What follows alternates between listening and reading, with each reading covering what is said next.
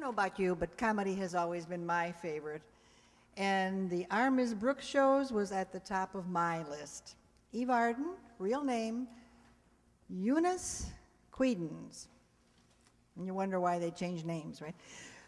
Through her portrayal of the quintessential overworked, underpaid English teacher, became a true heroine to thousands of real teachers frustrated by their circumstances. She was actually offered at least a half dozen real teaching jobs in high school English, but somehow she kept her $200,000 a year job as Miss Brooks. I don't know why.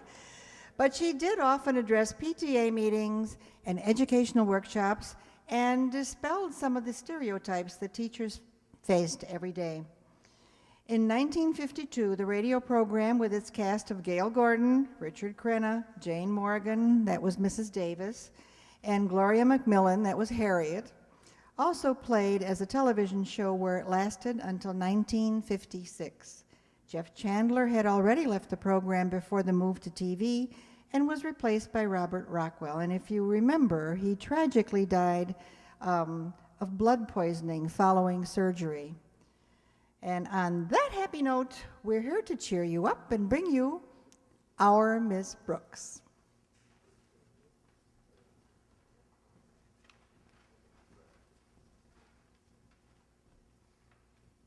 Colgate Dental Cream to clean your breath while you clean your teeth and help stop tooth decay.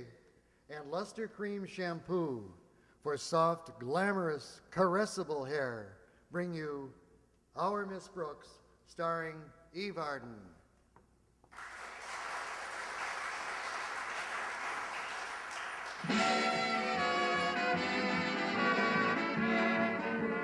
It's time once again for another comedy episode of Our Miss Brooks, written by Al Lewis.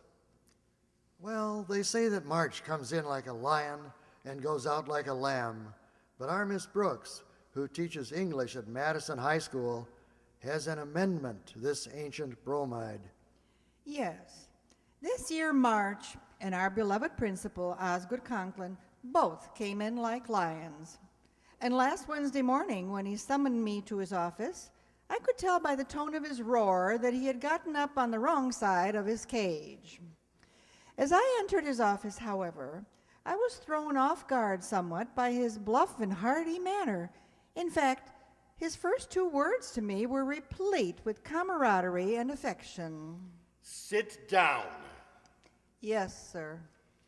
Miss Brooks, I arrived at school this morning 15 minutes ahead of anyone else, as is my wont. It certainly is. And it certainly is what? Your want. That is, getting here 15 minutes ahead of everyone else is an old want of yours. Yes, sir, that one want goes way back. And I've been working with you for almost 5 years. I guess I know as much about your different wants as any teacher in this school. Hush. Sorry, sir. As I passed through the hall, I noticed one of the classroom doors was ajar. It was your room, Miss Brooks, and as I reached in to close the door, I saw your blackboards. They hadn't been stolen. No. But they hadn't been erased either. You know very well, Miss Brooks, that it has long been a strict rule in this institution that nothing is to remain on the blackboards overnight. Oh, I know that, sir. But some of the students must have made some notes after I left the room. You see, we have been studying Shakespearean tragedies, and the class is taking to it with great enthusiasm. Miss Brooks, I am quite certain the immortal bard did not pen the words I saw on your blackboard. What words, Mr. Conklin? One line said, and I quote, "Old man Conklin is a bird brain." Oh, that's impossible, sir. You misread the blackboard. What it probably said was, Old King Lear is a bird brain. Old King Lear is a bird brain? Who would write such a thing like that? His daughters. They hated his guts. They were very mean to him. Miss Brooks, I hold you responsible for the condition of your blackboard. And remember, it is from such petty beginnings that more dangerous, subversive activities can stem. I'll have a loyalty check before class. Mr. Conklin, don't you think you're being unduly severe about a relatively minor transgression? Severe, perhaps, but I challenge your use of the word unduly. After all, I am the man to whom this entire school looks for leadership. As your leader, I must be firm, decisive, and wielding my power with justice but authority. Yes, sire. Sir. I know you're quite a stickler for discipline, Mr. Conklin, and all of us on the faculty try to cooperate, but sometimes your manner is so stern and forbidding, it makes it difficult. What I'm trying to say, I guess, is that you can catch more flies with honey than you can with vinegar. I don't want flies. I want teachers. I want teachers with a wholesome respect for the inspiring mottos on which I was brought up. Spare the rod and spoil the child, an eye for an eye, a tooth for a tooth. And these others here on my office wall. Read the one on that wall, Miss Brooks. Yes, sir. Only the hands of the strong can hold the reins for leadership. Now the one next to it. Through power alone can you command respect. How true that is. There seems to be a motto missing, Mr. Conklin. Oh, which one? Today, Madison High. Tomorrow, the world. The janitor broke that one while he was dusting. Which brings me to another assignment I have for you this morning. I want you to see that my office is thoroughly cleaned out. I've asked my daughter Harriet to send in one of the boys to do the heavy work, and then, oh good heavens, she'll probably send in that lame-brained boyfriend of hers, Walter Denton. Oh, Walter isn't so bad, Mr. Conklin. In fact, compared to his pal Stretch Snodgrass, his mentality is positively Einsteinian. If only he wouldn't speak. That voice of his drives me insane. It's just his age, Mr. Conklin. His voice is probably changing. Well, it had better hurry. The boy sounds like a canary who has just caught a rancid batch of birdseed. Come in. Salutations and top of the morning to you, Principal, sir. Spit it out, Walter. Now that you're here, Denton, I'll be leaving shortly, so pay attention to what I tell you and what I want to have done. Yes, sir. Harriet told me you'd be anticipating the National Cleanup, Paint Up, Fix Up campaign, which starts every spring. That is correct. I am a great boy for getting a jump on the next fellow. Therefore, I want you to clean out all the old files you'll find in my closet. I haven't touched them since I took this office from my predecessor, Mr. Darwell. Oh, I remember Mr. Darwell. There were times when we all thought he was a real tyrant. No, you did? Dear old Mr. Darwell. This file contains nothing but a bunch of antiquated records and correspondence kept by Darwell for years. You, Denton, will take them all out and destroy them. Yes, sir. Burn them up. To a cinder, sir. Now, I'm going on a tour of the classroom inspection. I haven't crapped the whip around here in, let's see now. Just how long has it been? Yesterday. Yesterday, I thought I remembered that he was... Oh, quiet. I received an exceptionally large batch of mail this morning, Miss Brooks. While I'm gone, I want you to open each and every letter, digest its contents, and it is not of sufficient importance to demand my personal attention. Tear it up. I'll rip it to pieces, sir. Crumple it. Destroy it. I'll be merciless. Hurl it in the basket. I'll bash it with my bare fists. I'm going now. Remember, let's get on the ball and stay there. What am I, a seal? Miss Brooks, he's in a pretty bad mood this morning, isn't he? Even for him. But you'd better get busy cleaning out those files, Walter. Yes, ma'am. They're right in this closet here. Gosh, what a bunch of junk. I'll never be able to sort this stuff all alone. Will you give me a hand, Miss Brooks? Oh, I'd like to, Walter, but I've got to go through the mail. Why don't you get Stretch Snodgrass to help you? Oh, he's working in the supply room this morning. He's supposed to be taking inventory before the clean up, paint up, fix up campaign starts this spring. It seems kind of early to me. To me, too. But Mr. Conklin's a great boy for getting a jump on the other fellow. I know. I've seen him jump on some of the other fellas. Why, poor old Stretch will be lost down there. Maybe I'd better look in on him and see how he's doing. I wish you would, Miss Brooks. He doesn't know how to take inventory. He probably doesn't even know how to pronounce it.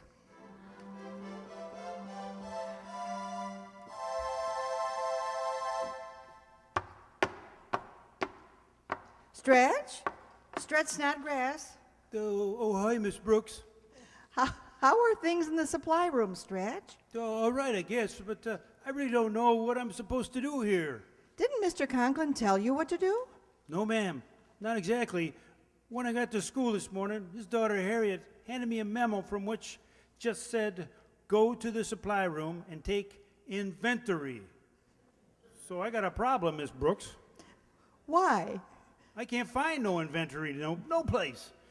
On top of that, Mr. Conklin just stopped by and bawled me out for something awful. Bawled you out? What were you doing? Well, I wasn't doing nothing. I was just standing there like a stick. Well, what did Mr. Conklin say to you? Well, he says, what's the idea of standing there like a stick? So I said, I ain't standing here like no stick. So then he said, who's your English teacher, boy? So right away I said, Miss Brooks is my English teacher. That's who. That's me. If he wasn't in such a bad mood, I would have told him with a hoot I got out of taking English off you. Sometimes I think I'd like to stay in your class forever, Miss Brooks. Sometimes I think you've got a very good chance. But Stretch, if you're not too busy at the moment, would you please run down to Mr. Conklin's office and help Walter clean out some old files? Oh, I'd be glad to help Walter out, Miss Brooks. But Mr. Conklin told me to go from here to the biology lab and tell Mr. Boynton to wash all the cages, preparatory to painting them. Painting? Yes, ma'am. It seems there's some kind of campaign that's starting in the spring. Oh, I'm familiar with that, Stretch. If you'll join Walter in Mr. Conklin's office, I'll be happy to deliver your message to Mr. Boynton. Of course, before I go to the biology lab, I've got to start my own campaign. You know, clean up, fix up, paint up. You mean your classroom, Miss Brooks? Classroom, nothing. Me.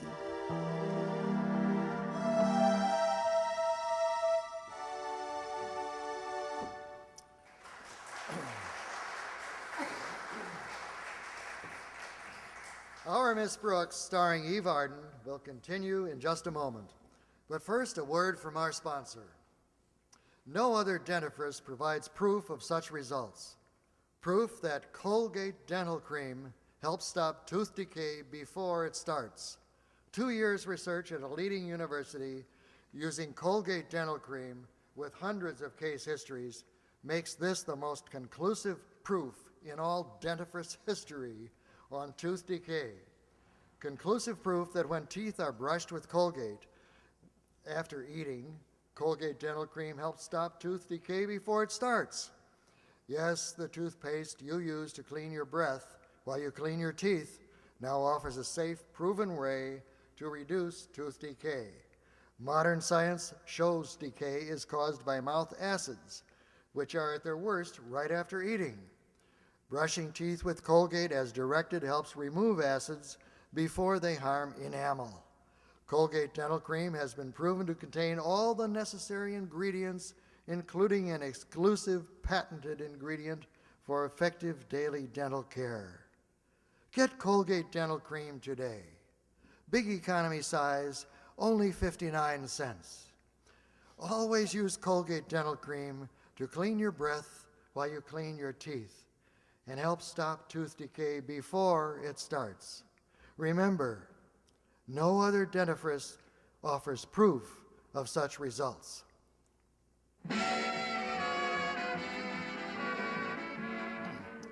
Well, as our Miss Brooks headed for the biology lab, Stretch Snodgrass joined his pal, Walter Denton, in Mr. Conklin's office. They were cleaning out the files in the closet when Walter came to an old letter from the Board of Education.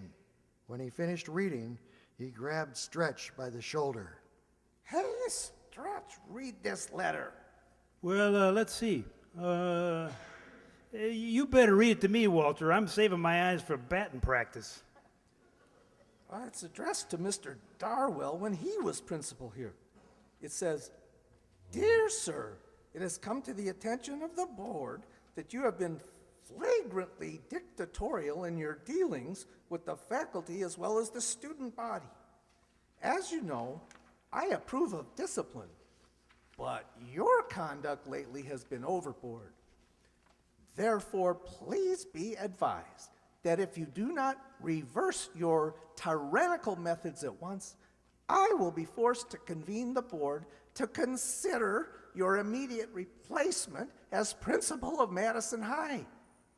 Sincerely, Edgar T. Stone, Chairman." Do you realize what that means, Stretch? Yeah. Mr. Darwell better watch his step. No, Mr. Darwell hasn't been here for years, and Mr. Conklin could never have seen this letter. It was buried under all kinds of junk. Now, all we gotta do is get some glue and reseal the envelope. Luckily, it's just addressed to the principal's office, Madison High. I can type in Mr. Conklin's name above it Why should we do that, Walter? so that Mr. Conklin thinks that he's going to get the old heave-ho and start acting like a human being around here. Boy, this will be the rib of all time. Now, get me that typewriter for a minute.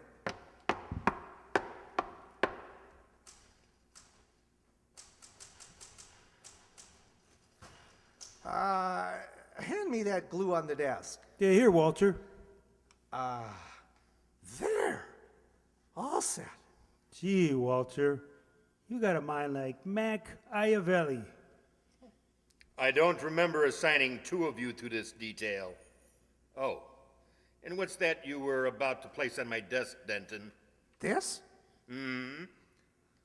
Oh, it's just a letter, sir. Yeah, Miss Brooks gave it to me. She didn't have time to open your mail yet, sir, but I'm sure she'll be back in time. Stop babbling and hand me that letter. Yes, sir. Oh, I gotta be running along now. One moment. I may have some chores for you boys. First, I'll see what the Board of Education has to say. It has come to the attention of the board that you have been flagrantly dictatorial in your dealings with the faculty and also Bad news, Mr. Conklin? What? Oh, well, perhaps you boys had better go now. Yes, sir. Come on, Walter. We'll see you later, Mr. Conklin. Yes, maybe.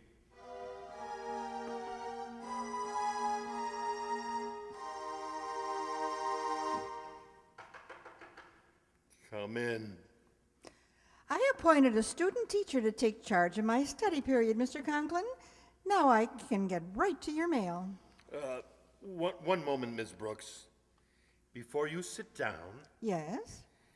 let me dust that chair for you. School days, la la la la la. There, now that's better. Now, are you sure you'll be comfy in this chair? I'd be happy to get a cushion for you if you'd like. Huh? It has always been my warmest desire to take the burdens off my teachers, make them as light as possible. If you have any suggestions that might help me achieve this desire, You have but to mention them, and I am your willing slave. Your wish is my command. I can't recall rubbing any lamps around here. Now, you just forget about that nasty old correspondence of mine. I was just teasing when I said you'd have to go through all my mail. You just toddle out to the grounds and you sun yourself for a while. Then, when lunchtime comes, meet Mr. Boynton. I know you're fond of him. Have a nice, leisurely luncheon together. Yes, sir. I'll be happy to toddle along now, but first there's just one question I'd like to ask. What is that? I don't know just who you are, but tell me, what are you doing wearing Mr. Conklin's head?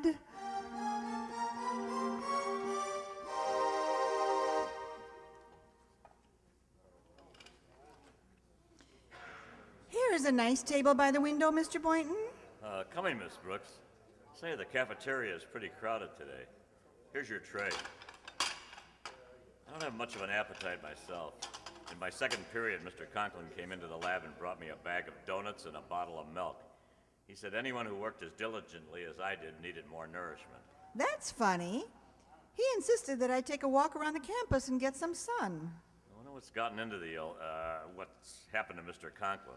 Maybe he flipped. Flipped? An undergraduate expression. I can't understand this sudden metamorphosis myself. Well, he started off the day by roaring into my lab like a wounded bull elephant and asked me why my cages weren't ready for the clean up, paint up, fix up campaign. Why, I tried to explain that I couldn't possibly paint them because I didn't have Dutch Boy. What difference would his nationality make? Oh, Miss Brooks, Dutch Boy is the name of the paint. But he wouldn't stand still for any explanations at all. Just barked, "Get it done," and stormed out of the office.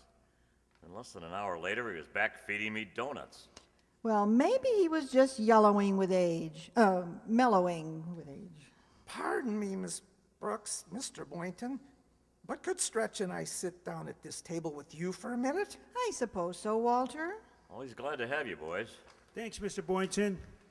I've got some news for you, Miss Brooks, that will enhance the enjoyment of your lunch 1,000-fold.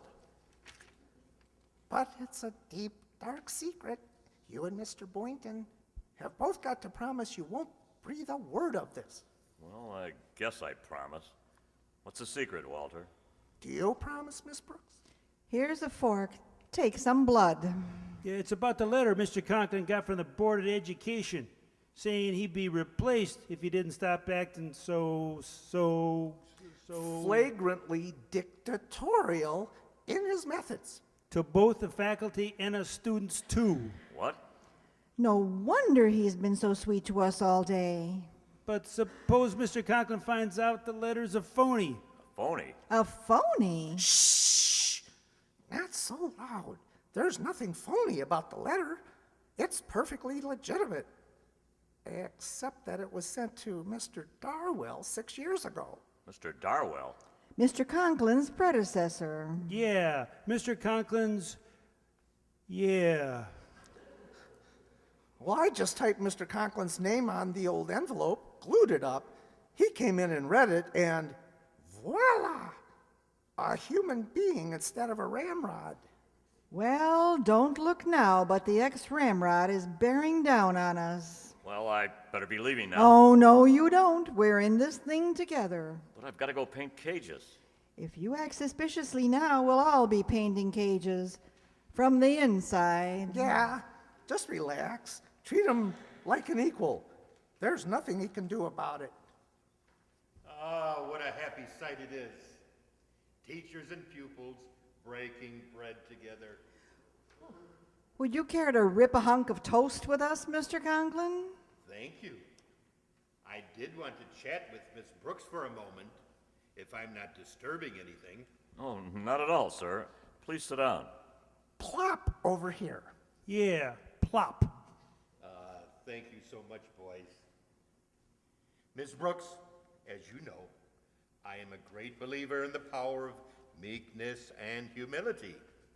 Therefore, in front of your friends, I come to you, hat in hand, to seek a favor.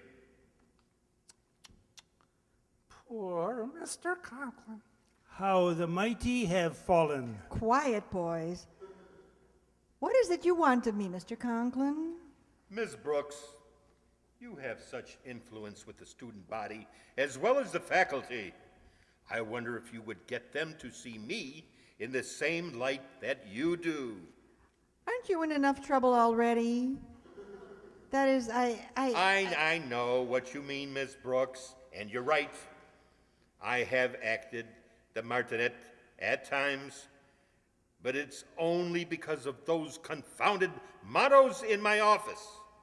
On every wall, I'm confronted with signs: spare the rod and spoil the child, respect through power, love the jungle. They goad me, Miss Brooks, whip me into a frenzy of ambition until the real me is submerged, snowed under, suffocated.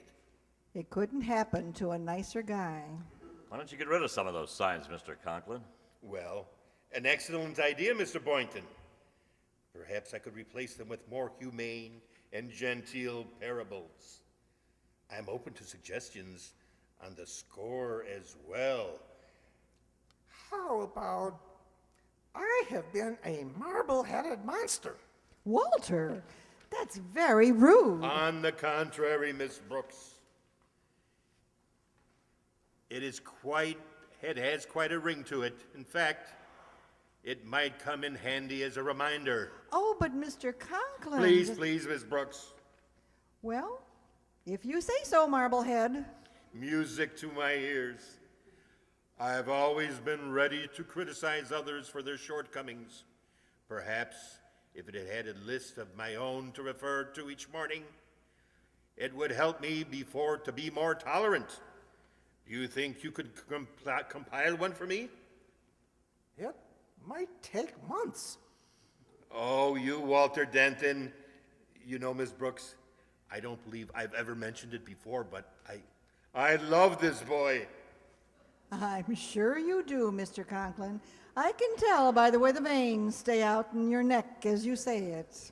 Well, I'm serious about this list of my shortcomings, Miss Brooks. I'll be deeply grateful if you bring a list containing all your complaints to my office as soon as possible. Now remember, Miss Brooks, don't try to spare my feelings. Give it to me with both barrels. You'll be helping me in the end. Mr. Conklin, I can't think of anything I'd rather do with both barrels.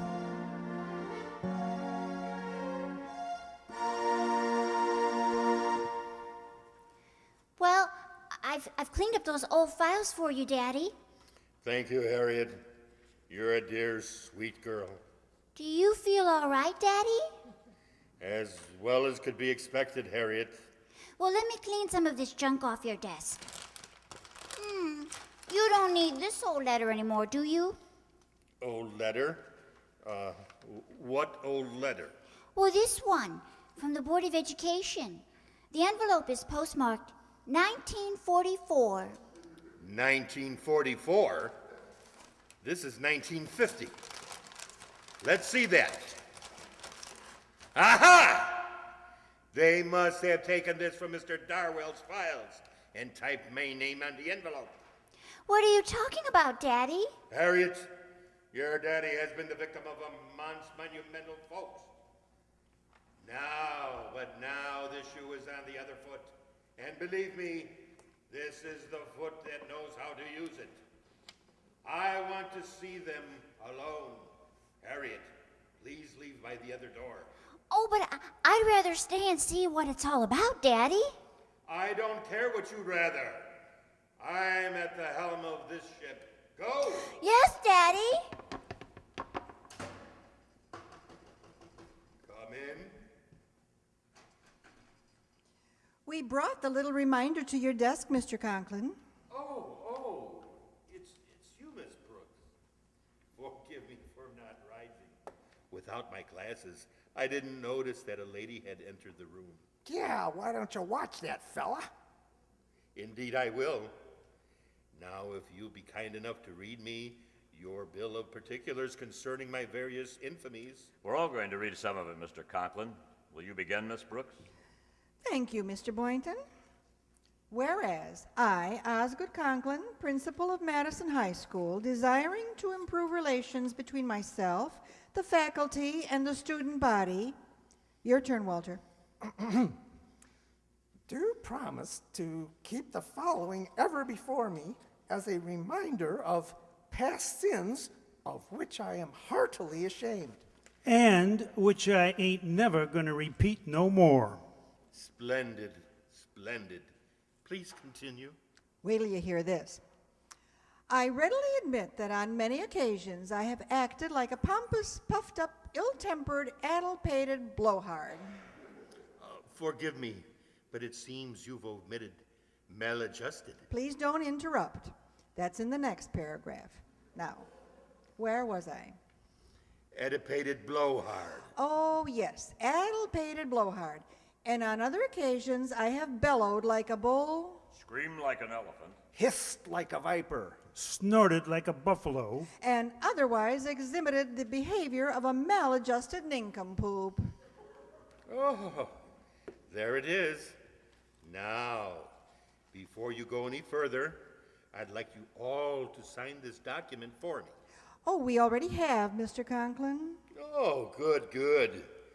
Then, perhaps you'd be kind enough to autograph this other manuscript, sent from the Board of Education in this envelope, postmarked 1944, and intended for my unfortunate predecessor, who doubtless had to contend with just such pedificious malcontents as you, who stand quaking before me this very moment.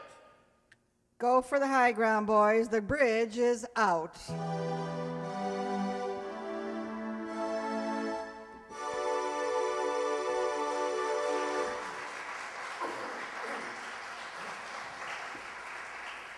Eve Arden as our Miss Brooks returns in just a moment. But first, Dream girl, beautiful luster cream girl. tonight, yes tonight, show him how much lovelier your hair can look after a Luster Cream shampoo. Luster Cream, world's finest shampoo. No other shampoo in the world gives you Kay Dumas' magic blend of secret ingredients plus gentle lanolin. Better than a soap, better than a liquid. Luster Cream is a dainty cream shampoo. Leaves hair 3 times lovelier. Fragrantly clean, free of loose dandruff, glistening with sheen. Soft, manageable. Even in hardest water, Luster Cream lathers instantly. No special rinse needed after a Luster Cream shampoo. So gentle, Luster Cream is wonderful even for children's hair. Tonight, yes tonight, try Luster Cream shampoo. Dream girl, beautiful luster cream girl. You owe your crowning glory to a luster cream shampoo. And now, once again, here is our Miss Brooks.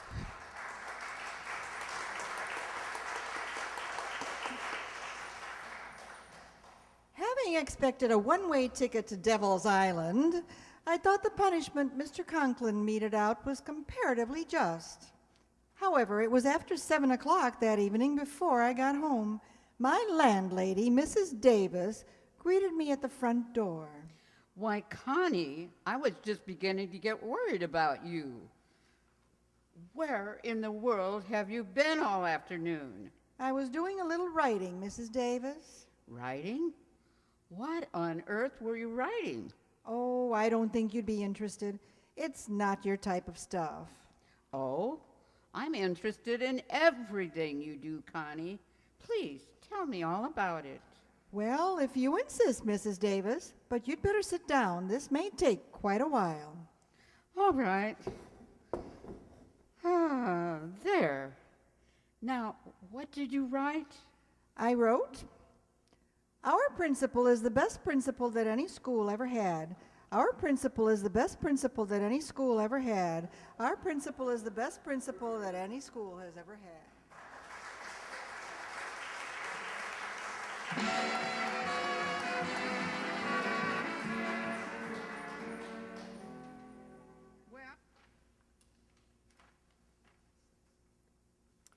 This is CBS, the Columbia Broadcasting System.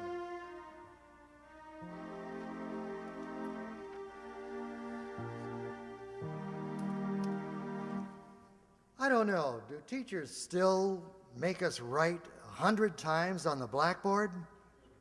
Or are they allowed to zip off a cut and paste on a computer? Maybe I don't want to know. At any rate, probably still writing her punishment sentences tonight is our Miss Brooks in the person of Ellie Babka.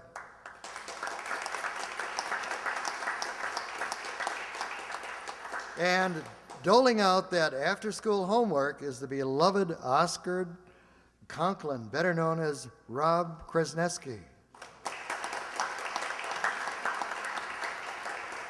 Rounding out the faculty high is biology teacher Philip Boynton, whom we know better as Dave Sanchi. The student body that never seems to graduate is Osgood's daughter Harriet, today played by Donna Amismeyer,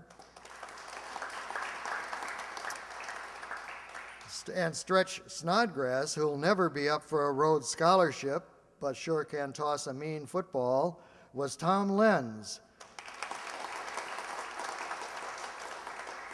who not only can sing his way through a shampoo commercial, but definitely knows his way around a sound effects table along with Donna.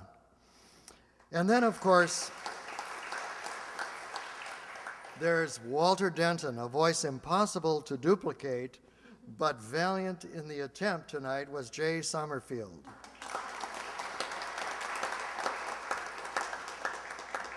We'll douse him with a saltwater gargle as soon as he leaves the stage.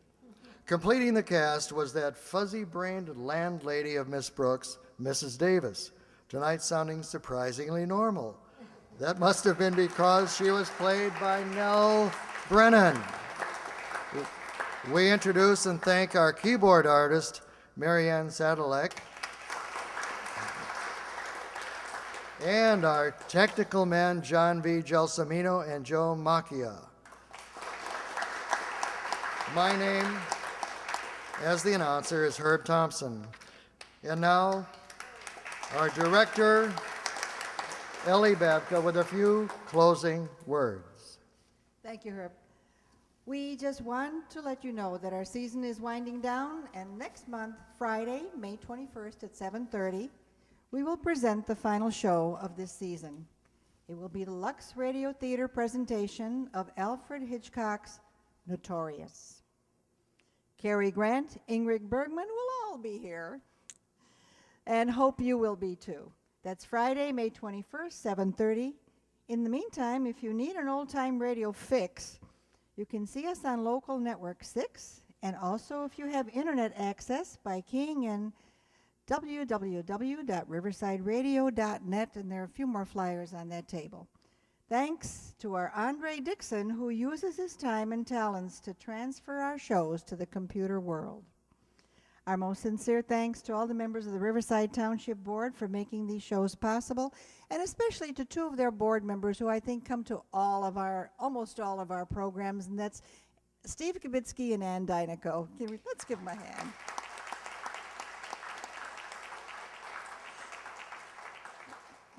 We thank you all again for coming. And if any of you have a notion to join us up here, please let us know. We'd love to welcome you as part of our little group here. So, good night, everyone. Drive home safely, and thank you again for coming.